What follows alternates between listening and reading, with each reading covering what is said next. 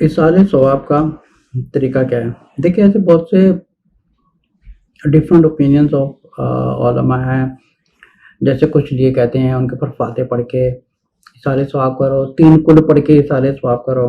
اگر ہم کسی بھی حدیث میں فائنڈ کریں گے تو جتنے بھی لاکھوں کے حساب سے رسول صلی اللہ علیہ وسلم کی تعلیمات ہیں ان میں ہمیں کہیں کوئی چیز نہیں ملے گی کہ جہاں پہ رسول صلی اللہ علیہ وسلم نے فرمایا کہ فاتح پڑھ کے کسی کو بخشواؤ، یا 3 کل پڑھ کے کسی کو بخشوا، آیت الکرسی پڑھ کے کسی کو بخشوا. ایک ویری سمپل طریقہ رسول صلی اللہ علیہ وسلم نے فرمایا اِصال ثواب کے لیے. اِصال ثواب کا طریقہ یہ ہے کہ سب سے پہلے یا تو وہ خود شخص کرے، یا تو وہ تعلیمات چھوڑ کے گیا ہو، یا غریبوں کے لیے ان کو چھوڑ کے گیا ہو، یا نیک اولاد کے لیے، یا نیک اولاد چھوڑ کے گیا ان کے دعا کرنے کے لیے.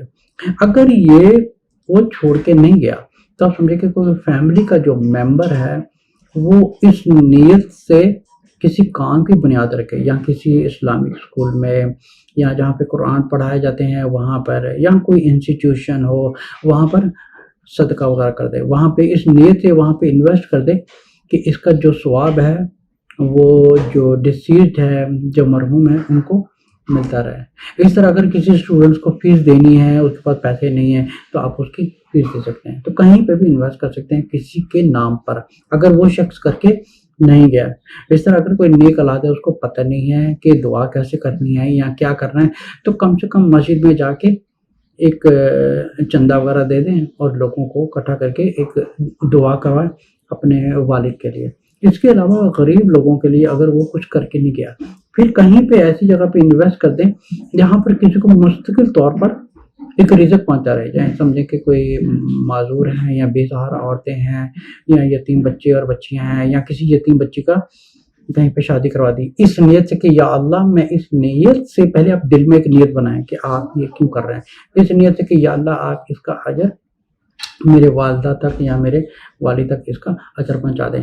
لیکن یہ جو قرآن پڑھے جاتے ہیں، یا سورۃ فاتحہ پڑھی جاتی ہے، یا اس قسم کی جو تعلیمات ہیں، اس سے کوئی کسی کو ثواب نہیں پہنچتا. جو ثواب کا طریقہ ہے رسول صلی اللہ علیہ وسلم بتا دیتے ہیں کہ یہ 3 طریقے ہیں، آپ اس سے کر سکتے ہیں. آپ یہ 3 طریقے کر سکتے ہیں. اب جیسے کسی کو فاتحہ پڑھنے، یا کسی کے پر فاتحہ خوانی کروانی، قرآن خوانی، چلیسواں کروانا، یہ ساری چیزیں بالکل بھی قرآن اور حدیث سے ایگزیکٹلی کہیں پہ ثابت نہیں ہے کہ جہاں رسول صلی اللہ علیہ وسلم نے فرمایا ہو کہ سارے صحابہ اکٹھا ہو کے، ایک صحابہ فوت ہوئے ہیں، اب سارے صحابہ اکٹھا ہو کے قرآن خوانی کروا ایک صحابہ کو اِصال ثواب پہنچانے کے لیے. بلکہ انہوں نے یہ بتایا کہ ان کے نام کا کہیں پہ چندہ دیا جائے، ان کے نام پہ کہیں پہ انویسٹ کی جائے، ان کے نام کا کہیں پہ غریبوں کا رزق لگایا جائے.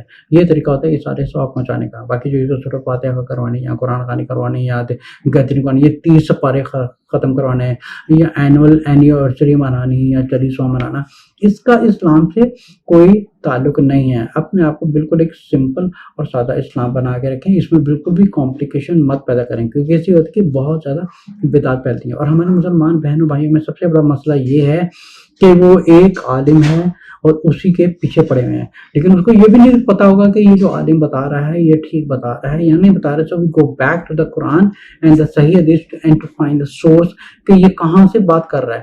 اگر یہ عالم ٹھیک بات کر رہا ہے دین یو شوڈ فالو ہم. اگر نہیں ٹھیک بات کر رہا ہے تو آپ اس کی بات کو ریجیکٹ کرتے ہیں.